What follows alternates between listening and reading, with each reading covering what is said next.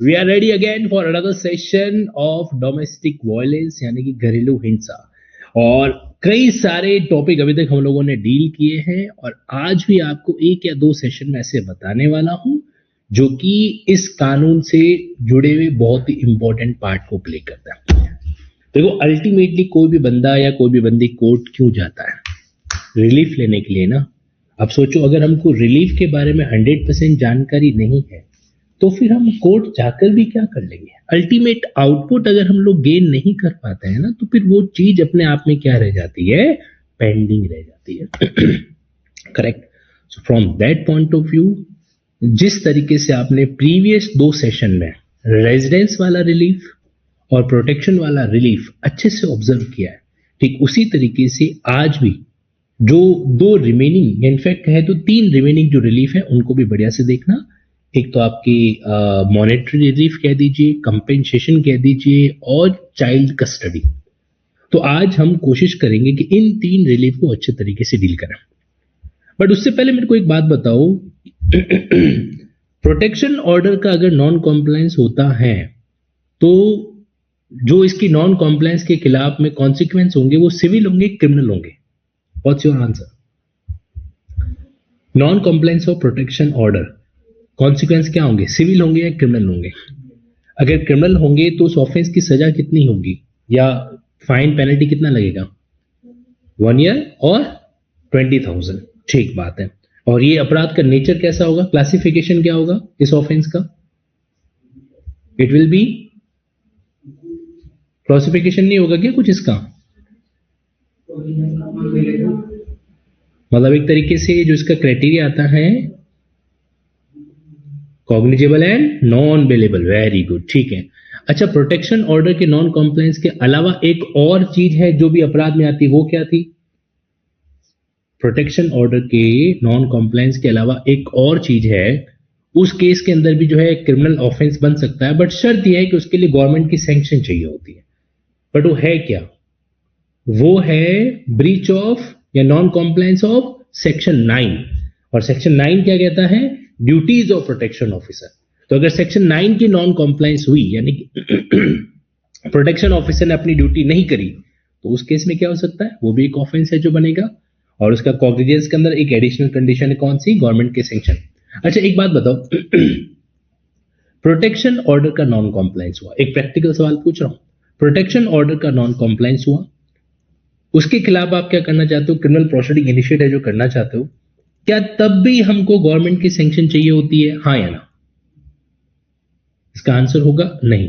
उस सिचुएशन के अंदर गवर्नमेंट की सैंक्शन की नीड है जो नहीं होती है। ये बात आप याद रखिए। चलिए जी, तो अब हम यहां जाते हैं हमारे अगले पार्ट पे और उस सेगमेंट को डील करते हैं जो कि इसका रिमेनिंग रिलीफ है। कोशिश रहेगी कि आज इस टॉपिक को अपन क्लोज भी कर ले, है ना? बहुत समय हो गया, ज्यादा समय तक किसी की यादों को अपने मस्तिष्क में नहीं बसा के रखना चाहिए, है ना? वरना वो याद आपको दुनिया के सामने फरियाद करने के लिए मजबूर है जो कर देती है। फिर आप गाना गाओगे, तेरी याद याद याद। चलिए, section number 20। Section 20 talking about the monetary relief. अब देखो, यानी कि यहां पे अभी तक हम लोगों ने जो पॉइंट पढ़ा था, एक तरीके से क्या करना कि डोमेस्टिक वायलेंस से उस महिला को प्रोटेक्ट करना, नंबर 1, या फिर उसको जो है रेजिडेंस देना, है ना? या फिर इंटरिम या एक्स पार्टी ऑर्डर है जो करना। अब जरा इस पॉइंट को समझो। सेक्शन 20 के अंदर आपके सामने जो कहने को तो क्या हो रखे हैं, अलग अलग मल्टीपल 6 सबसेक्शंस हैं, 21, 22, 23। लेकिन हमें यहां घबराने की जरूरत नहीं है। मेनली जो आपका सेक्शन सबसेक्शन है ना, वो 1 है। आपने 21 को अच्छे से समझ लिया तो और कोई दिक्कत ही नहीं है। तो आप सेक्शन 20 को ज्यादा लंबा चौड़ा मत समझो, आप तो बस यही समझो कि भाई पहले मेरे को कमांड बनानी है सबसेक्शन 1 ऑफ सेक्शन 20 पे। ठीक है, मेंस का सवाल भी बनेगा यहां पे। Let's see. While disposing of the application under subsection 1 of section 12। अब 12 क्या होता है ये हमको पता है, हम लोगों ने प्रैक्टिकली भी देखा था। सेक्शन 12 की एप्लीकेशन लगाई जाती है। The magistrate may direct. तो ये जो एप्लीकेशन है उसको डिस्पोज करते समय मजिस्ट्रेट क्या कर सकता है? इस बात का डायरेक्शन दे सकता है। क्या डायरेक्शन दे सकता है? किसको? रेस्पोनेंट को, कि भाई तुम एक काम करो, पेमेंट करो, monetary relief to meet the expenses incurred and losses suffered by the agreed person. तो उस एग्रीड पर्सन को जो भी नुकसान हुआ है, जो भी उसने खर्चे किए हैं, तो वो सारा जो है आप क्या करो, उसको पेमेंट है जो करो। रेस्पोनेंट क्या करे, रेस्पोनेंट जो है वो पे करे किसको, एग्रीड पर्सन को, एग्रीड पर्सन को पे करे, ऐसा ऑर्डर दिया जा सकता है। ठीक है, अब ऐसे केस में कौन कौन से हो सकते हैं, देखो क्या लिखा हुआ है, as a result of domestic violence and such relief may include. तो कौन कौन से खर्चे इसमें हो सकते हैं, तो इसमें लिखा है may include but not limited to, मतलब इसने एक एग्जाम्पल की लिस्ट दी है, ये कोई एग्जॉस्टिव नहीं है, ये लिस्ट जो है वो अपने आप में क्या नहीं होगी, एग्जॉस्टिव नहीं होगी। सी नंबर 1 क्या लिखा हुआ है, लॉस ऑफ अर्निंग, मतलब डोमेस्टिक वायलेंस करने से उस महिला को जो अर्निंग का लॉस हुआ है उसकी आप भरपाई करोगे, फर्स्ट ऑफ ऑल। सेकंड, जो उस महिला के साथ मेडिकल एक्सपेंडिचर उसके हुए, मान लीजिए मारपीट करी तो उसको इलाज कराना पड़ा, या फिर loss caused due to destruction, damages, removal of property, मतलब जो प्रॉपर्टी है वो एग्रीड पर्सन के कंट्रोल से आपने क्या कर दी, उसको रिमूव कर दिया, डैमेज कर दिया, डिस्ट्रॉय कर दिया, तो आपने उस एग्रीड पर्सन की प्रॉपर्टी को जो इधर उधर किया है ना, तो उसके कारण जो लॉस हुआ है उसकी भरपाई करो। और साथ ही साथ में maintenance for the agreed person as well as children, जो मेंटेनेंस का अमाउंट होता है वगैरह, इंक्लूडिंग एन ऑर्डर अंडर और in addition to an order under 125 CrPC, जो कि अभी क्या बन चुका है, 144 बीएनएसएस। ठीक है, तो यहां पर क्या हो गया कि इस तरीके से इन पेमेंट्स को करने के लिए उसको कहा जा सकता है। बहुत सिंपल है, कोई ज्यादा टेक्निकल नहीं है, और जब सिंपल है तो हम भी अभी ज्यादा समय क्या कहते हैं इन्वेस्ट नहीं करेंगे। तो आपको यानी कि एग्रीड पर्संस को रेस्पोनेंट पे करेगा एक पर्टिकुलर अमाउंट, जिसमें इन चारों चीजों का कंसिडरेशन हो सकता है। अच्छा, अब ये जो मॉनेटरी रिलीफ ग्रांट किया जा रहा है उसके रिगार्डिंग क्या गाइडलाइन है कि ये एडिक्वेट होना चाहिए, फेयर होना चाहिए, रीजनेबल होना चाहिए, कंसिस्टेंट है जो होना चाहिए, किससे, एग्रीड पर्सन की लिविंग स्टैंडर्ड के अकॉर्डिंग। ठीक बात है, मतलब ये है कि कितना होना चाहिए, हाउ मच, कितना होना चाहिए, और ऊपर वाला पॉइंट है for what purpose, for what purpose, किस पर्पस के लिए आप मॉनेटरी रिलीफ उसको देना चाहते हो, तो फॉर व्हाट पर्पस यहां पे आ जाएगा। कितना देना है तो ऐसा कोई नंबर तो नहीं बता रखा है, लेकिन इतना जरूर बताया कि पर्याप्त हो, उचित हो, युक्ति संगत हो, है ना। The magistrate shall have the power to order an appropriate lump sum payment और monthly payment of maintenance. Magistrate ये ऑर्डर कर सकता है कि भाई काम करो, मेंटेनेंस या तो एक साथ पूरा का पूरा पे कर दो लमसम, और या फिर क्या करो, इसको ईएमआई की तरह, ईएमआई समझ दो, इक्विटेड मंथली इंस्टॉलमेंट, हर महीने जो है कुछ न कुछ आप पेमेंट इसका करते रहिए। ठीक बात है। वैसे एक बात पूछूं आप लोगों से, सपोज करो कि अगर आप उस महिला की जगह हैं जिसके साथ डोमेस्टिक वायलेंस हुआ है, और कोर्ट आपसे पूछता है कि बताओ आपको जो है हम पेमेंट जो है इनसे एक साथ दिलाए या हर महीने दिलाए, तो आपका क्या आंसर होगा? लमसम नहीं है, लमसम मतलब एक तरीके से पूरा का पूरा। आप लोगों का क्या आंसर होगा बताओ? मतलब आप पेमेंट एक साथ देना चाहोगे या टुकड़ों में अलग अलग लेना चाहोगे? अच्छा, सिचुएशन चेंज करते हैं।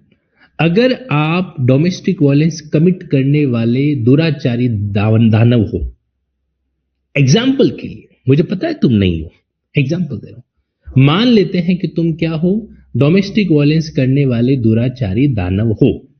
अब कोर्ट आपसे पूछता है कि बताओ भाई तुम इस महिला को लमसम पेमेंट देना चाहोगे या हर महीने देना चाहोगे? तुम्हारा क्या आंसर होगा? नहीं, मतलब देखो यार, पर्सनली नहीं लेना।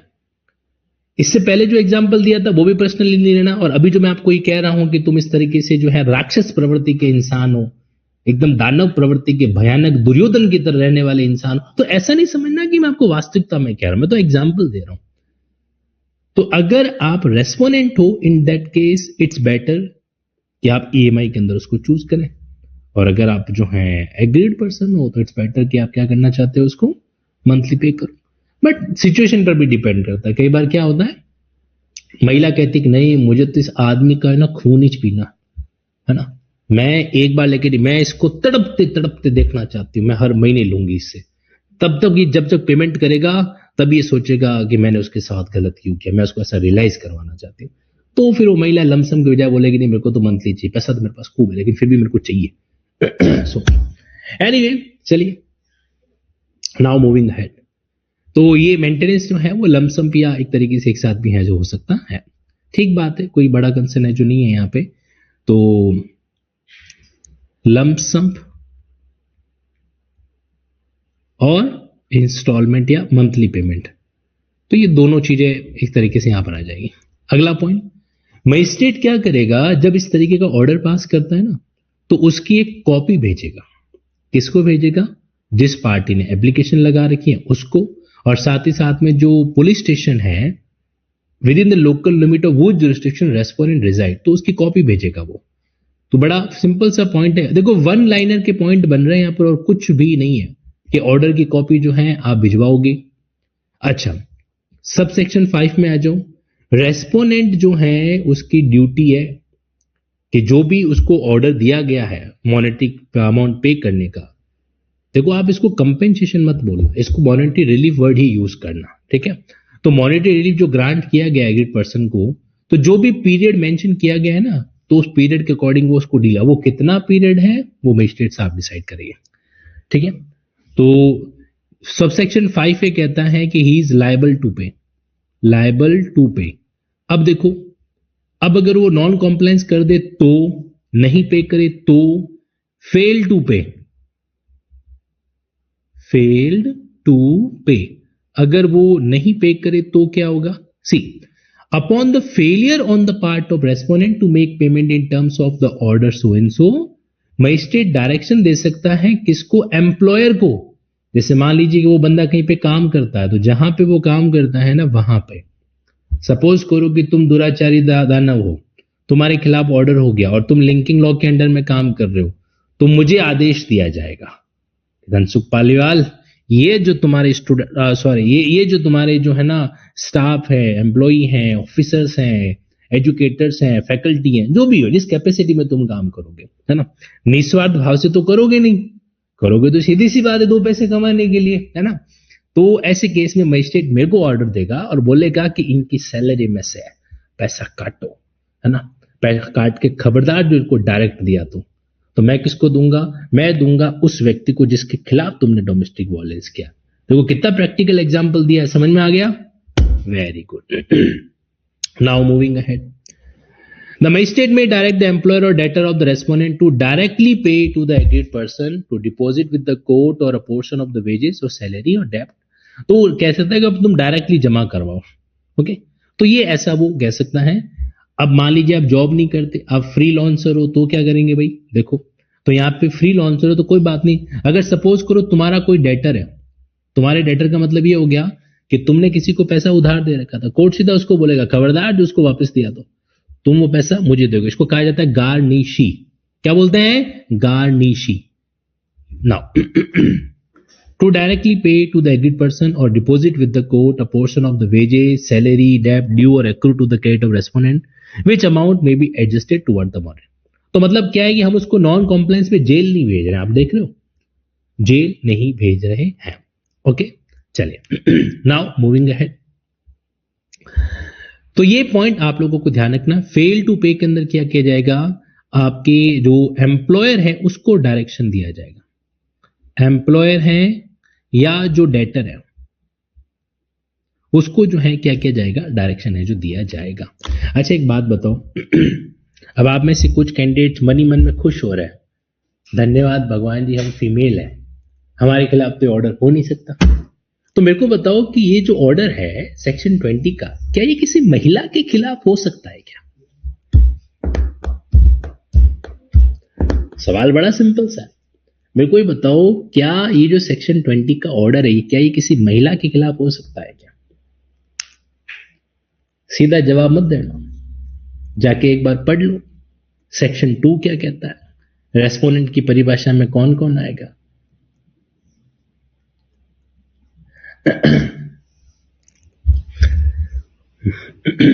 सवाल तो आपको समझ में आ गया, ये तो कहना मतलब सवाल समझ में नहीं आया। सेक्शन 20 का ऑर्डर आपके खिलाफ अगर आप एक महिला हैं तो हो सकता है क्या? देखो, अब बहुत काम की बात सुनना, ये मैं आपको लास्ट टाइम इस टॉपिक पे वापस बातचीत करवा रहा हूं, इसके बाद हम इस विषय पे वापस चर्चा नहीं करेंगे। देखो जी, ये है हमारे पास में जो हमारा सेक्शन नंबर 2। एग्रीड पर्सन में तो कोई डाउट नहीं है कि महिला ही हो सकती है। ओके, एग्रीड पर्सन मतलब कोई मेल कहे कि हे प्रभु मेरी वाइफ मेरे को मारती है, प्रभु बोलेंगे sorry I don't care, I can't do anything, है ना। तो यहां पे आपके एग्रीड पर्सन तो सिर्फ एक महिला ही हो सकती, किसी पुरुष के खिलाफ अगर घरेलू हिंसा होती भी है तो ये कानून कोई मदद नहीं करेगा। अच्छा, अब यहां पर आप आ जाओ सीधा इसके अगले पॉइंट पे, और रेस्पोनेंट की परिभाषा देखिए। रेस्पोनेंट में क्या लिखा हुआ है?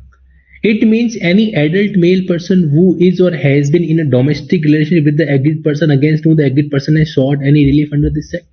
ठीक बात है। और आगे क्या लिखा है? Provided that agreed wife or female living in a relationship in the nature of marriage, अगर कोई इस तरह की वाइफ है या फिर ऐसे कोई फीमेल है, देखो ध्यान रखना, ये जो मैंने ब्रैकेट में डाला है ना, ये वाइफ के लिए नहीं है। ये जो मैंने बड़े ब्रैकेट में जिसके नीचे मैं ब्लैक कलर की अंडरलाइन कर रहा हूं, ये शब्द वाइफ के लिए नहीं है, ये शब्द उस फीमेल के लिए। सोचो अगर वाइफ के लिए लिखा होता तो कि agreed wife living in the relation of marriage, अरे भाई जब वाइफ है तो ऑलरेडी मैरिज तो हो गया ना, फीमेल के लिए। तो वाइफ या फिर कोई ऐसी फीमेल जो किसी मैरिज से सिमिलर रिलेशन में रह रही है, may also file a complain against the relative of the husband और द मेल पार्टनर।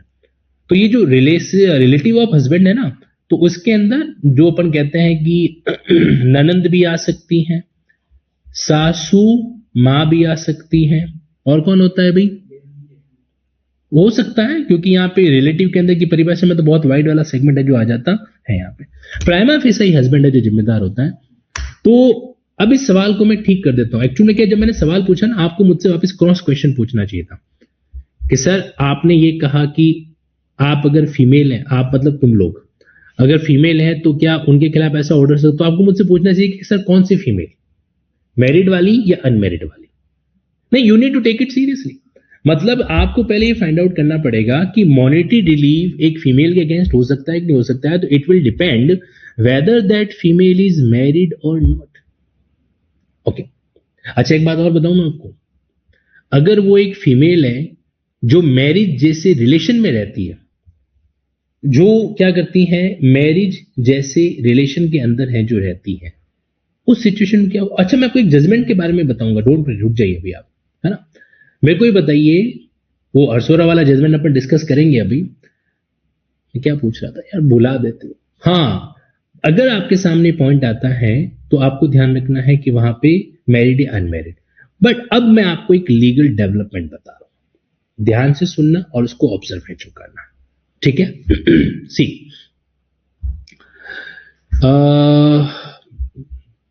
को पायलट हाजिर हो, ऑब्जर्व वेरी केयरफुली। आपके सामने एक जजमेंट आया था कुसुम नरोत्तम दास हरसोरा, शायद आप लोगों ने इसके बारे में सुना होगा, नहीं सुना है तो आज सुन लो, ठीक है। पूरा नाम क्या था उसका? हीरल हरसोरा ना, हाँ। तो हीरल हरसोरा वर्सेस कुसुम नरोत्तम दास हरसोरा। सी, अब इस केस में, ये केस कब का है? सुप्रीम कोर्ट का है, 2016 का। अब आपको एक स्पेसिफिक चीज ध्यान रखनी है जो कि अमेंडमेंट के माध्यम से अभी तक नहीं की गई है, पॉइंट टू बी नोटेड। जो वर्ड सेक्शन 2Q, हम कौन सी परिभाषा पढ़ रहे हैं जरा देखो तो आओ, कहां गया वो? एक सेकंड, ये सेक्शन 2Q, यहां पर आ जाइए। अब इसमें जो ये परिभाषा इसी के बारे में है, ठीक है। तो यहां पर आपके सामने आपको ऊपर एक लाइन लिखनी है। क्या लिखनी है? पहले इसको आप कॉपी करना चाहो तो कॉपी कर लो, ये यहां पर आपके सामने सेगमेंट है जो आ जाएगा, और ये मैंने क्या कर दिया, यहां पे इस चीज को मेंशन है जो कर दिया। मतलब ये जो हीरल हरसोरा वर्सेस कुसुम हरसोरा का एक केस था 2016 का, इसने क्या किया, कुछ बदलाव किया। क्या बदलाव किए? तो इसने जो वर्ड लिखा हुआ था एडल्ट मेल, उस वर्ड को इन्होंने क्या कर दिया, डिलीट कर दिया। ठीक है, अब इस केस के अंदर ज्यादा गहराई में अपन नहीं जाएंगे क्योंकि लैंडमार्क कंसर्न है वहां पे। तो इस केस में क्या किया गया था कि इस चीज को चैलेंज किया गया था कि भाई एडल्ट मेल पर्सन ही क्यों आ रहा है, आजकल भाई भी तो बदमाशी करते हैं, है ना, वगैरह वगैरह।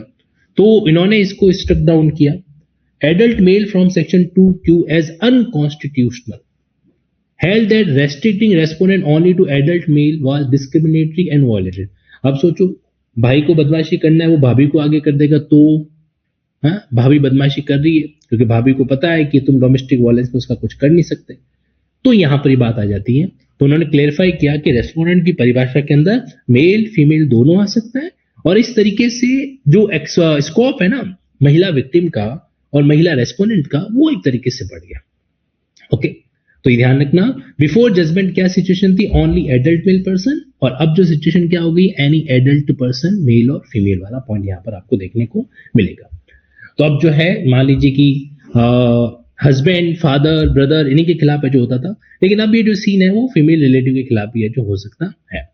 ठीक है, याद रह जाएगा, वेरी गुड। अब वापस आ जाओ मेन मुद्दे पे।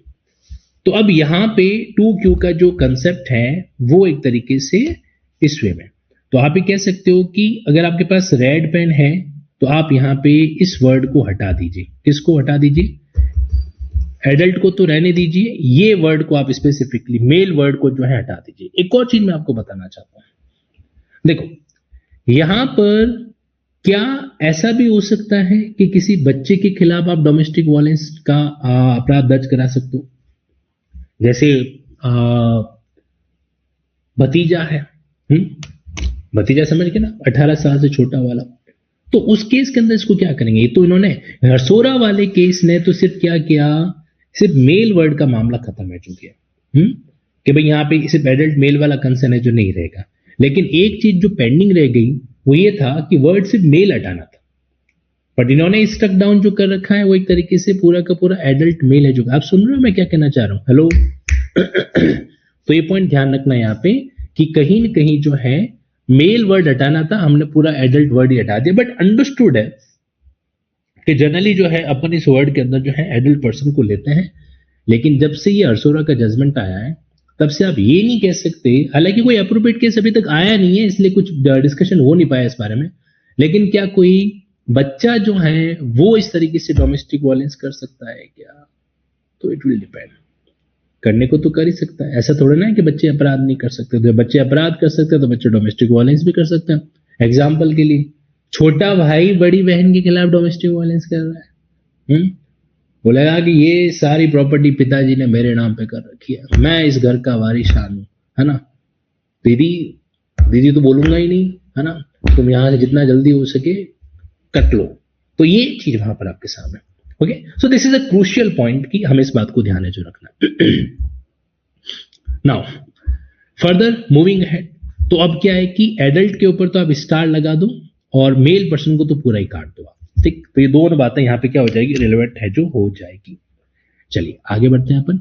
तो ये था हमारा सेक्शन नंबर 20 का मतलब मॉनेटरी रिलीफ। देखो एक एक रिलीफ याद होना चाहिए। 17 में तो क्या था, राइट टू रिजाइड का अधिकार आपको देना। 18 में क्या था, प्रोटेक्शन की बात है जो करना। 19 में रेजिडेंस ऑर्डर, 20 में मॉनेटरी रिलीफ, 23 में इंट्रीम और एक्स पार्टी वाला पॉइंट था। अब बचते हैं हमारे बीच में 21 और 22, ठीक है जी। चलो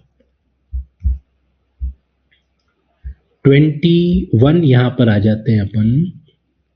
बस अभी अंतिम सांसें ले रहा है आपका डोमेस्टिक वायलेंस कानून, कभी भी ये साथ छोड़ के जा सकता है, ठीक है। Attention please. देखो कस्टडी ऑर्डर में क्या लिखा हुआ है यहाँ पे, कस्टडी ऑर्डर के अंदर इन्होंने जो चीज मेंशन करी है वो ये है, यहाँ पे कस्टडी किसकी, बच्चे की, okay. Child, see notwithstanding anything contain in any other law for the time being in force. अच्छा देखो ये सवाल डील करने से पहले मैं आपको ना एक होमवर्क दे रहा हूं, आप इस होमवर्क को क्लास के बाद कंप्लीट करेंगे, ठीक है। और मुझे पूरा यकीन है कि आप कर लोगे, होशियार हो आप लोग। सी, who is the natural guardian of a child under Hindu laws? Okay, ये सवाल आप डील करना। मतलब कुछ ऐसा सीन है क्या कि इस टाइम पीरियड तक मदर रहेगी, उसके बाद फादर हो जाएगा? ये एग्जाम के अंदर आ चुका है, ध्यान रखना। वो इज द नेचुरल गार्जियन। क्योंकि क्या होता है कि आपके उस कानून के अंदर भी चाइल्ड कस्टडी को लेकर बात देखने को मिलती है। कहां पे? हिंदू लॉज के अंदर। सी, द मजिस्ट्रेट में at any stage of the hearing of application for protection of the order or for any other relief under this act grant, तो यहां पे क्या कर सकता है मजिस्ट्रेट में? इसको ब्रैकेट यहां से यहां तक डाल दीजिए, ठीक है। अब ब्रैकेट में लिखी बात को स्किप करते हुए पढ़ो। द मजिस्ट्रेट में ग्रांट टेम्परेरी कस्टडी। देखो वर्ड जो यूज किया गया है वो है टेम्परेरी। टेम्परेरी का मतलब होता है कुछ टाइम तक के लिए या टिल नेक्स्ट ऑर्डर। तो temporary custody of any child और चिल्ड्रन, अगर एक से ज्यादा है तो चिल्ड्रन हो गया, टू द एग्रीड पर्सन और the person making an application on her behalf. तो एग्रीड पर्सन को बच्चों की कस्टडी दी। जैसे कई बार होता है कि बच्चों को रख के माँ को घर से निकाल देते हैं, तो फिर ये बात एप्लीकेबल हो सकती है। तो या उस एग्रीड पर्सन को या फिर उसके बिहाफ पर अगर कोई दूसरा पर्सन अप्लाई कर रहा है तो उसको। And specify if necessary the arrangement for visit of such child by the respondent. और साथ ही साथ में ये भी डायरेक्शन दे सकता है कि भाई जो पिता हैं या जो भी हैं वो कब आके उनसे मिल सकता है। तो ये होता है एक तरीके से कस्टडी ऑर्डर। बट इतना जरूर ध्यान रखना, ये टेम्परेरी कस्टडी ऑर्डर होता है। एक चीज आप रिसर्च करना चाहोगे, अगर मैं आपको होमवर्क दूं तो आप एक रिसर्च करना कि क्या कभी कस्टडी ऑर्डर परमानेंट होते हैं क्या? मेरे सवाल को बहुत ध्यान से सुनना। क्या कभी कस्टडी ऑर्डर परमानेंट होते हैं क्या? ये आपको रिसर्च करनी है, जल्दबाजी में मत जवाब दो, ठीक है? जल्दबाजी में मत जवाब देना। इस कानून को भूल जाओ, डोमेस्टिक वायलेंस कानून को एक बार के लिए आप इग्नोर है जो कर दीजिए, ठीक है? इग्नोर करने के बाद में आप सिर्फ इतना फाइंड आउट कर लीजिए कि क्या कभी कोई भी कोर्ट किसी बच्चे की परमानेंट कस्टडी दूसरे व्यक्ति को दे सकता है क्या? ठीक है, बढ़िया से चेक करना। चलो, ये हो गया 21 यहां पे। अब 22 की ओर आगे बढ़ते हैं। आखिरी रिलीफ। अच्छा, एक प्रोविजो पेंडिंग रह गया, उसको डिस्कस कर लो। अगर मजिस्ट्रेट को ऐसा लगे कि रेस्पोंडेंट के मिलने से, विजिट करने से बच्चे का जो इंटरेस्ट है वो नुकसान में जा सकता है, हार्मफुल हो सकता है, तो मजिस्ट्रेट क्या कर सकता है? विजिट को रिफ्यूज कर सकता है ना? तो ये पॉइंट यहां पर बड़ा सिंपल सा पॉइंट है। आखिरी चीज है कंपेंसेशन। अब समझना, अब यहां पे क्या होता है, देखो एक तो हमने पढ़ा था मॉनेटरी रिलीफ। मॉनेटरी रिलीफ में आपने देखा होगा तो उन्होंने 3-4 पॉइंट कवर किए, चाहे लॉस ऑफ अर्निंग हो जाए या फिर जो loss due to the destruction removal of the property हो जाए, है ना, मेंटेनेंस वाला पॉइंट हो जाए, वो सब तो उन्होंने वहां पे इसको डील जो कर दिया, ठीक है? तो यहां पे क्या चीज आ रही है, यहां पे आपके सामने है कि आपके कारण उस महिला को क्या हुआ है। जैसे सपोज करो कोई इंजरी हुई है, including mental torture, emotional distress वगैरह, मेंटल एगोनी, क्या बोलते हैं इसको शुद्ध हिंदी के अंदर, मतलब मानसिक रूप से आपको व्यथा, मानसिक व्यथा, हाँ ये शब्द इस्तेमाल किया जाता है। तो ऐसे केस में फिर आपको कंपेंसेशन दिलाया जाता है। क्या दिलाया जाता है? कंपेंसेशन।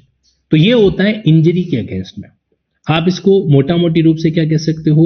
Mental injury. अच्छा, एक बात बताओ, फिजिकल इंजरी हुई महिला को और उसने हॉस्पिटल में इलाज करवाया और इलाज में खर्चा आया, तो वो खर्चा अगर मजिस्ट्रेट डायरेक्ट करना चाहता है तो सेक्शन 20 में करेगा या 22 में करेगा?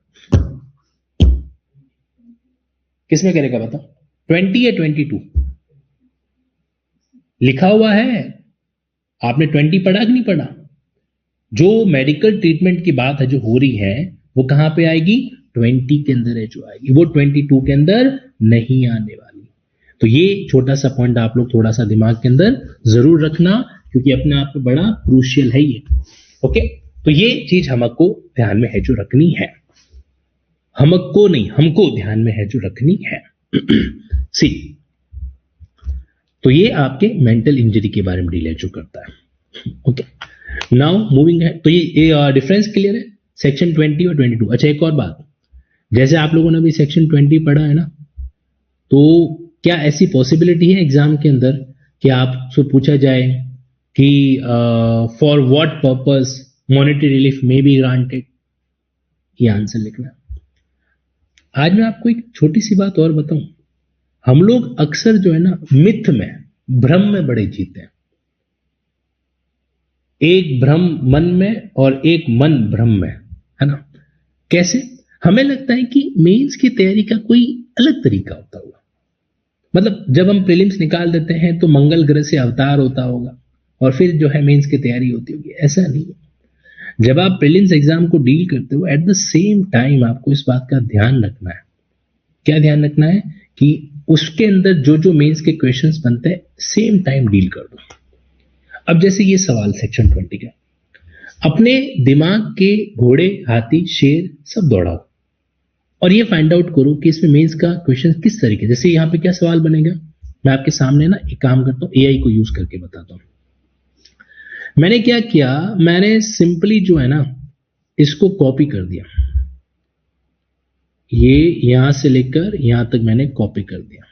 ओके, अब आप लोग देख तो रहे होंगे, देख रहे हो तो अच्छे से देखो। मैं कह रहा हूं कि draft mains oriented subjective questions for following legal provision.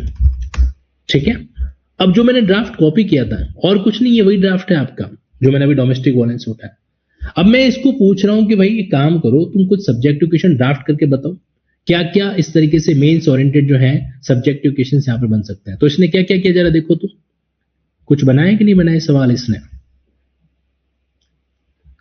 अच्छा, एक सवाल बना दिया लंबा चौड़ा। क्या लिखा हुआ है जरा पढ़ो तो इसको। Discuss the scope and significance of monetary relief under section 20 of so and सो। क्या ये सवाल बन सकता है? हाँ, बिल्कुल बन सकता है। और इसके अंदर अपन को क्या करना है, मॉनेटरी रिलीफ क्या क्या होता है, कितना होना चाहिए, किन चीजों को ध्यान में है जो रखना चाहिए, वगैरह वगैरह। पेमेंट नहीं करेंगे तो कैसा होगा, लंप सम पेमेंट और ईएमआई का ऑप्शन हो सकता है। How do these provisions ensure comprehensive protection of agreed person and her children.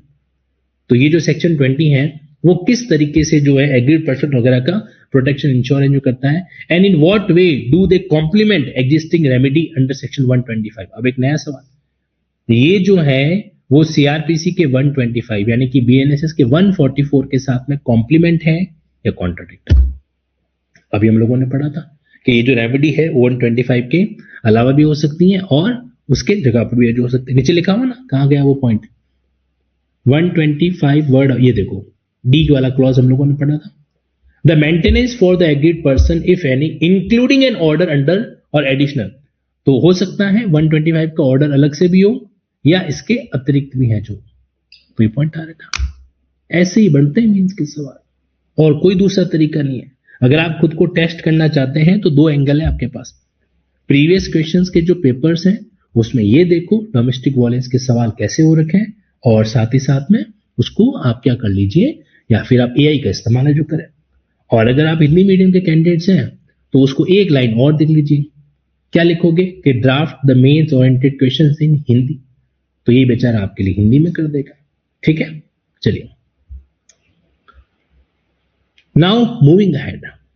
तो अब ये पॉइंट आपके सामने यहां पर है और अब जो रिमेनिंग सेक्शंस हैं उनको अपन कवर कर देते हैं, फिर ये टॉपिक क्लोज करते हैं। ठीक है, सेक्शन 21 हो गया था, 22 हम लोगों ने कंप्लीट कर दिया। यस, कंपेंसेशन ऑर्डर है जो हो चुका है। 24 पे आ जाओ। अब वन लाइनर के पॉइंट है। कोर्ट क्या करेगा, ऑर्डर की कॉपी जो है वो फ्री ऑफ कॉस्ट है जो देगा। किसको? पार्टीज को, जिसके फेवर में ऑर्डर हुआ है, जिसके खिलाफ में ऑर्डर हो रखा है। दूसरा, पुलिस ऑफिसर इंचार्ज को, उसको फ्री में कॉपी है जो दी जाएगी। ठीक है, एंड अगर कोई सर्विस प्रोवाइडर है उसमें इन्वॉल्व है उस केस के अंदर तो उसको भी अपन है जो क्या करेंगे, कॉपी देंगे। That's all. तो 3 लोगों को कॉपी दी जाएगी। तो प्रीलिम्स का सवाल बन सकता है। कि which of the following will get a copy of the order under section domestic violence? तो पार्टीज, पुलिस ऑफिसर इंचार्ज और सर्विस प्रोवाइडर। चलिए 3 लोगों को कॉपी हमें देनी है। 25। इस तरह का जब भी कोई ऑर्डर होता है तो उसमें अपन चेंजेस कर सकते हैं क्या? तो देखो ध्यान से, a protection order made under section 18 shall be in force till the agreed person apply for discharge. जब तक एग्रीड पर्सन खुद डिस्चार्ज के लिए अप्लाई नहीं करता तब तक सेक्शन 18 का जो ऑर्डर है वो क्या बना रहेगा? वैलिड है जो बना रहेगा। तो ये जो 25 सबसेक्शन 1 है, it must be link with section 18। Okay, ये एग्जाम के अंदर आ सकता है कि प्रोटेक्शन ऑर्डर की वैलिडिटी कब तक होती है, प्रोटेक्शन ऑर्डर कब तक इन्फोर्स रहेगा। तो आंसर क्या होगा? जब तक एग्रीड पर्सन, जब वो महिला खुद कोर्ट में आके नहीं कह दे साहब हाँ अब मैं खुद को सुरक्षित महसूस कर रही हूं, अब आप ये प्रोटेक्शन ऑर्डर हटा दीजिए, तब तक रहेगा। If the magistrate on receipt of the application from agreed person और द रेस्पोंडेंट, अब पता है क्या हुआ? मजिस्ट्रेट जो है एप्लीकेशन रिसीव करता है एग्रीड पर्सन से या फिर रेस्पोंडेंट से, दोनों में से किसी से भी एप्लीकेशन मिल रही है और मजिस्ट्रेट अगर सेटिस्फाइड हो जाता है किस बात को लेकर कि भाई अब परिस्थितियां बदल गई है, चेंज इन द सर्कमस्टेंस, ये ग्राउंड है, ध्यान रखना कि किस ग्राउंड पे आप ऑर्डर को मॉडिफाई कर सकते हो। When the order passed under section under domestic violence act can be modified, तो उसका आंसर क्या होगा? चेंज इन सर्कमस्टेंसेस, और उसके कारण जो ऑर्डर है उसमें ऑल्ट्रेशन, मॉडिफिकेशन या रिवोकेशन जरूरी है, तो फिर रीजन रिकॉर्ड करने के बाद में मजिस्ट्रेट क्या कर सकता है? जैसा उसको ठीक लगे, ठीक है, ऑर्डर पास है जो कर सकता है ऑल्ट्रेशन का। तो यहां पे सवाल बनता है whether any order passed under domestic violence act can be altered, can be modified और कैन बी रिवोक्ड। ओके, तो ये पॉइंट आपको ध्यान रखना। और यहां पे जब आप आंसर दोगे ना तो सेक्शन 18 को अलग रखना और बाकी को अलग रखना। मतलब ये जो आपका 25 सबसेक्शन 2 है ना, ये 19 पे लागू हो सकता है, सेक्शन 19 पे लागू हो सकता है, सेक्शन 20 पे लागू हो सकता है, सेक्शन 21 पे लागू हो सकता है। लेकिन अब क्या है कि 21, 22 ये ऑलरेडी वन टाइम शो है। अब कंपेंसेशन दे दिया तो दे दिया, अब उसमें आप क्या ही बाद में चेंजेस है जो करोगे। तो बाकी की जो चीजें है ना 21 और 22 इन दोनों को छोड़ दो आप, बाकी जो चीजें है ना मेनली 19 और 20 पर ही फोकस है जो कर रहा है। पहले ऑर्डर दिया होगा कि भाई इस महिला को अलग से घर देके दीजिए, तो ये बात यहां पर एप्लीकेबल है जो हो जाती है। क्या, चलिए मूविंग अहेड, आगे बढ़ते अपन यहां पे। नाउ अब यहां पर आपके सामने एक और पॉइंट है जो रहता है। वैसे एक बात मैं आपको और बताऊं, जब आप इस लैंग्वेज को फोकस कर रहे हैं किसको? 25 सबसेक्शन 2 को, तो इन्होंने मतलब कि ना वर्ड यूज किया है एनी ऑर्डर। ध्यान रखना क्या वर्ड यूज किया है? Any order. तो अगर मैं एनी ऑर्डर के ऊपर फोकस करूं ना तो एनी ऑर्डर में तो सेक्शन 18 भी आता है फिर, यस और नो? एनी ऑर्डर में तो सेक्शन 18 भी आता है, लेकिन चूंकि जो 25(1) की जो लैंग्वेज है ना वो एक तरीके से सेक्शन 18 के बारे में स्पेशली बात करती है, इसलिए हम 18 को 25(1) में कवर करेंगे और बाकी के ऑर्डर्स को अपन 25(2) में कवर करेंगे। Is that clear? Very good. चलो देखो ये छोटे छोटे पॉइंट हैं बट काम के हैं, ठीक। अब देखो फटाफट, अगर मान लीजिए कि आप किसी अन्य लीगल प्रोसीडिंग के अंदर कोई रिलीफ ऑब्टेन करते हो, किसी सूट में कोई रिलीफ ऑब्टेन करते हो, तो क्या होगा? देखो एनी रिलीफ जो कि आपको 18, मेरे साथ साथ बोलते जाओ, protection order, residence order, monetary relief, compensation order और कस्टडी ऑर्डर, यही था, ठीक है। may also be sought in any legal proceeding before a civil court, family court or criminal court affecting the agreed person and respondent, whether such proceeding were initiated before or after commencement of this said। तो इस कानून के बनने से पहले या बाद में अगर कोई ऑलरेडी प्रोसीडिंग चल रही है या बाद में चलाई जाती है ना, तो ये रिलीफ आप वहां पर भी मांग सकते हो। ऐसा नहीं है कि डोमेस्टिक वायलेंस में लिखा हुआ है तो ये रिलीफ आपको और कहीं मिल नहीं सकते, ठीक है। फर्दर जो भी रिलीफ आपको दिया जाता है ये क्या होगा? In addition and along with any other relief that agreed person may seek in such। तो ये क्या होगा, एक तरीके से अतिरिक्त है जो होगा, एडिशनल है जो हो सकता है। In case any relief has been obtained by the agreed person in any proceeding other than the proceeding under this act, she shall be bound to inform the magistrate। अब मान लीजिए कि कोई महिला ऑलरेडी बीएनएसएस के section 144 में maintenance का order ले रही है और वो डोमेस्टिक वायलेंस के अंदर भी आती है कि भाई मेरे को सेक्शन 20 का मॉनेटरी रिलीफ दो, तो क्या वो महिला ये फैक्ट छुपा सकती है मजिस्ट्रेट से कि मेरे को 144 के अंदर मेंटेनेंस मिल रहा है? नहीं। 26 सबसेक्शन 3 उस महिला को कंपेल करता है कि आपको कोर्ट को इन्फॉर्म करना पड़ेगा कि आप 144 बीएनएसएस के अंदर भी मेंटेनेंस ले रहे हो। ठीक है ना। और पता है प्रैक्टिकली क्या होता है, फिर कोर्ट है ना कंसीडर करता है कि वहां कितना मिल रहा है, 5,000 मिल रहा है, तो ठीक है यहाँ 3,000 और दे देता है। ऐसा नहीं कि वहां भी 5,000 मिल रहा है और यहाँ 8,000 का ऑर्डर कर दे, ऐसा नहीं होता। कोर्ट भी चीजों को इक्वल पॉइंट पे फेयरली जो है डील करता है। अच्छा, कौन सा कोर्ट मैटर को डील करेगा?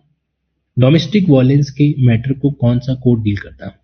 देखो भाई, अब ये सज्जन पुरुष तो दुनिया में रहे नहीं, शायद आप लोगों को जानकारी होगी, इनका इंतकाल हो गया है, भगवान इनकी आत्मा को शांति दे, इनकी मतलब इस पोस्ट की। और ये जाते जाते एक और व्यक्ति को अपने साथ लेके चले गए, जिसका क्या नाम था?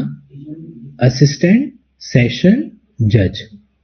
ठीक है, तो अब ये जो है ना, ये दोनों ही कोर्ट जो है, दोनों नेचर के जो क्रिमिनल कोर्ट है, अब हमारे इंडिया में नहीं है। ठीक है, तो आपके पास एक ही आंसर बचा है। क्या आंसर बचा है? Judicial magistrate first class. तो सर मेरे बेरेक में तो करेक्शन नहीं हुआ। आपने बेरेक जो ना खरीद रखा है ना, उसमें सरकार ने करेक्शन करवाया नहीं है ना, इसलिए आप मेरी बात पे भरोसा कर लो और इसको यहां से इस तरीके से डिलीट करना चाहो तो कर लो, या फिर लिख लो कि भाई लिंक विद बीएनएसएस 2023। ठीक नाउ, तो judicial magistrate first class as the case में भी इसकी भी जरूरत नहीं है। जुडिशियल मजिस्ट्रेट फर्स्ट क्लास जिसके लोकल लिमिट में 3 में से कोई एक चीज है जो हो रही है। क्या चीज? ये एग्जाम का सवाल है। Which court will deal the proceeding under domestic violence act?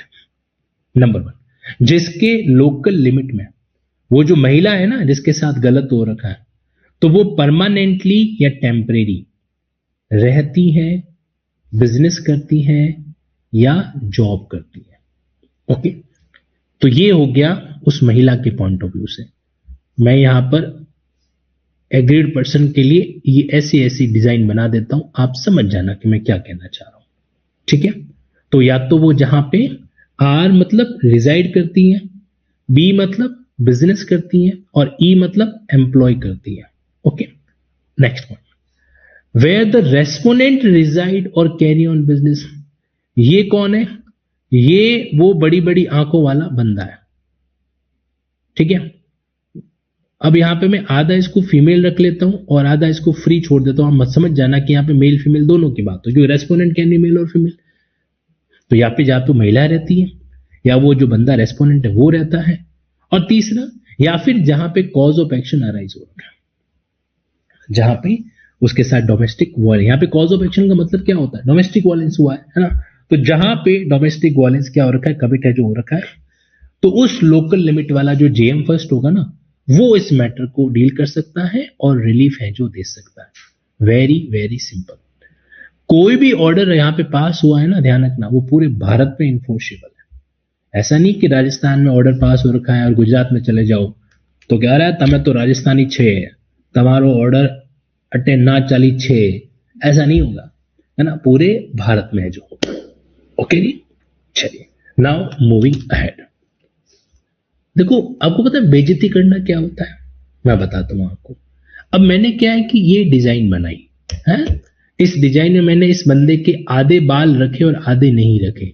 तो आप में से एक धूर्त कपी, एक बदमाश, अत्याचारी, दानव प्रवृत्ति की इच्छा रखने वाला एक कैंडिडेट क्या बोलता है कि सर ये आपके जैसा दिखाई देता है। अब मेरे को बताओ, मैं आपको ऐसा दिखाई दे रहा हूं? मेरे बाल उड़ गए हैं क्या? अरे ओरिजिनल है अभी तक, ये खींच के देखोगे ना एकदम ओरिजिनल है। मैं कोई विग बना के बैठा हूं क्या? है तुमको दया मतलब 1% भी पाप लगेगा? लगा नहीं कि मतलब ऐसी बात कह कैसे सकते हो? मेरे जैसा दिखाई दे रहा है। एनीवे, मूविंग अहेड, ऊपर वाला सब देख रहा है, ठीक है। चलती क्लास में बेइज्जती करते हो, हैं, शर्म नहीं आती। एनीवे, तो ये सेक्शन 27 यहाँ पे आपके क्या होता है, कनेक्ट होता है। दैट्स वेरी रिलेवेंट, याद रखना एग्जाम के पर्सपेक्टिव से बहुत काम का है कि भाई कौन सा जुडिशियल मजिस्ट्रेट जो है इस मैटर को डील है जो कर सकता है। चलो भाई आगे आते हैं अपन 28 पे। सी, सेक्शन 28 क्या कह रहा है कि प्रोसीजर क्या फॉलो करेंगे, तो क्या है कि इसकी खुद की कोई प्रोसीजर है ही नहीं, है ना। मतलब ये बेचारा कानून जो है वो आपके भारतीय नागरिक सुरक्षा संहिता की प्रोसीडिंग को फॉलो करता है। किसको फॉलो करता है, आपके भारतीय नागरिक सुरक्षा संहिता, जो कि सीआरपीसी थी पहले। तो कौन सी प्रोसीजर फॉलो करोगे, इक्वल टू लिख लो BNSS procedure, BNSS procedure, save as otherwise. हाँ, लेकिन अगर कोई स्पेशल बात यहां पे लिखी गई तो उसको फॉलो करेंगे, otherwise all proceeding under section so and so shall be governed by CRPC. Nothing in subsection 1 shall prevent the court from laying down its own procedure. लेकिन कोर्ट के पास में ये ऑप्शन है कि वो क्या कर सकता है, खुद की प्रक्रिया को भी लॉन्च कर सकता है, ठीक है। बीएनएसएस को जनरली फॉलो करेंगे और आवश्यकता पड़ती है तो सेक्शन 12 के लिए या 23(2) क्या था, एक्स पार्टे ऑर्डर के लिए अलग से प्रोसीजर है जो फैलाई कर सकता है। ये सब वन लाइनर पॉइंट है, क्या है, सब वन लाइनर पॉइंट है। अच्छा, मान लो आप मजिस्ट्रेट के ऑर्डर से सेटिस्फाइड नहीं हो तो कोई दिक्कत नहीं है, कोर्ट ऑफ सेशन के पास जाएंगे 30 दिनों के अंदर और जाके अपील एजो कर देंगे। ये भी वन लाइन का पॉइंट। अपील करने का मतलब क्या होता है कि आप उस ऑर्डर से संतुष्ट नहीं है और आप उसको चैलेंज करना चाहते हैं, तो आपको कोर्ट ऑफ सेशन के पास जाके 30 डेज कहां से, जिस तारीख को ऑर्डर आया है, the date on which the order made, okay, generally इसको अपन ऑर्डर डेट है जो बोलते हैं, और या फिर order made by the magistrate serve on the agreed person और the respondent as the case में बी। तो जो भी ये ऑर्डर आप इस तरीके से सर्व है जो कर रखा है तो 30 डेज वहां से, whichever may be later, चाहे रेस्पोंडेंट को बाद में दिया है तो वहां से काउंट करेंगे, एग्रीड पर्सन को बाद में दिया तो वहां से काउंट है जो करेंगे। तो भैया ये था आपका कानून इस संबंध में। अब बाकी और छोटी छोटी बातें हैं कि ये जो प्रोटेक्शन ऑफिसर होंगे या जो सर्विस प्रोवाइडर होंगे इनको हम क्या मानेंगे, लोक सेवक की तरह इज्जत है जो देंगे, क्योंकि ये क्या कर रहे हैं, कानून की कॉम्प्लायंस कराने का काम कर रहे हैं, तो इनको अपन पब्लिक सर्वेंट के रूप में कंसिडर्ड है जो करेंगे। तो protection officer, member of service provider while acting और purporting to act in pursuance of so and so, उनको अपन क्या माना जाएगा, एक तरीके से सेक्शन 21 की तरह डील करेंगे। और अभी ये पब्लिक सर्वेंट की परिभाषा आपके भारतीय न्याय संहिता में कहां दे रखी है, कौन बताएगा, भारतीय न्याय संहिता में कहां दे रखी है भाई। जो पुराना आईपीसी था उसमें तो सेक्शन 21 था, नए वाले कानून के अंदर यानी कि भारतीय न्याय संहिता के अंदर सेक्शन 2 का वो कौन सा क्लॉज है जो इसको डील करता है, देख के बोला है ना, नीचे लिखा हुआ है। मैं भी सोचू इतना फटाफट आंसर आ कैसे गया, सेक्शन 228 में लिखा हुआ है, बहुत बढ़िया। हाँ तो सर आपको नहीं पता था क्या, सच बताऊं तो मेरा इसके ऊपर ध्यान नहीं गया, मुझे लगा ऐसे एक सवाल पूछ लेता हूं आप लोगों से, खैर कोई बात नहीं। 228 याद रखना, पब्लिक सर्वेंट कहां पे डिफाइन होता है, 228 के अंदर। 31 से लेके 35 हम सारा कुछ पढ़ चुके थे, ओके। और फिर क्या बचता है कि ये जो एक्ट है वो क्या होगा, वो डेरोगेशन में नहीं है, मतलब ये किसी भी दूसरे कानून को खत्म नहीं करता है, बल्कि क्या है, एडिशनल है, ठीक। जैसे क्रूअल्टी करी है तो बीएनएस के अंदर भी क्रूअल्टी डील की जाएगी और यहां पर भी डील की जाएगी, तो ये किसी दूसरे कानून को खत्म नहीं करता है। और इसके संबंध में सेंट्रल गवर्नमेंट के पास अधिकार है कि वो क्या कर सकती है, रूल बना सकती है, ओके। जब इस तरह का कोई भी सेक्शन आता है ना तो वो क्या करता है, वो पावर डेलीगेट करता है। जनरली पावर किसके पास होती है कानून बनाने की, पार्लियामेंट के पास, बट हमने ये पावर किसको दे दी, सेंट्रल गवर्नमेंट को जो दे दी। प्रोटेक्शन ऑफिसर की क्या क्वालिफिकेशन होनी चाहिए, इसके रिगार्डिंग नियम बन सकते हैं, उसकी सेवा शर्तें क्या रहेगी प्रोटेक्शन ऑफिसर की, उसके नियम बन सकते हैं। डोमेस्टिक इंसिडेंट रिपोर्ट किस फॉर्मेट में तैयार की जाएगी, इसके नियम बन सकते हैं। किस फॉर्मेट में आपको एप्लीकेशन फाइल करनी है, इसका नियम बन सकता है, ठीक है। कौन से फॉर्मेट में कंप्लेन है जो लॉन्च की जानी चाहिए, clause D of subsection 1 section 9 वही ड्यूटी वाला मामला जो ड्यूटीज ऑफ प्रोटेक्शन ऑफिसर में, तो ये कौन सा फॉर्मेट होगा। मतलब ओवरऑल है ना, आप देखोगे तो मोस्टली जो नियम है वो आपके प्रोटेक्शन ऑफिसर और सर्विस प्रोवाइडर के हैं। ओके, वो अपनी ड्यूटीज, अदर ड्यूटीज कौन कौन सी हो सकती हैं, इसके नियम बनाए जा सकते हैं। नोटिस कैसे सर्व किया जाएगा, इसके नियम बनाए जा सकते हैं, है ना। Declaration of service of notice कौन से फॉर्मेट में होगी, तो मतलब फॉर्म वगैरह प्रेस्क्राइब करना। जो आप पर्सन को काउंसलिंग मेंबर के रूप में लाना चाहते हो उसकी क्वालिफिकेशन क्या होगी, इन सारी चीजों के बारे में कौन कानून बना सकता है, सेंट्रल गवर्नमेंट। और ये जो भी कानून बनाए जाएंगे इसको अपन किसके सामने आगे रखेंगे, पार्लियामेंट के सामने है जो रखेंगे। और जैसे ही पार्लियामेंट इसको अप्रूव कर देगी आगे जाके, तो फिर ये क्या बन जाएगा, अपने आप में कानून है जो बना जाएगा।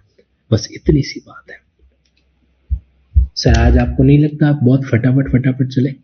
देखो देवियों और सज्जनों, हम लोगों ने जिस इत्मीनान के साथ में, इत्मीनान का मतलब होता है एकदम हौले हौले, वो शाहरुख खान वाला गाना नहीं, हौले हौले हो जाएगा नहीं, हमने बहुत ही इत्मीनान के साथ इस डोमेस्टिक वायलेंस कानून को ढीला चुके हैं।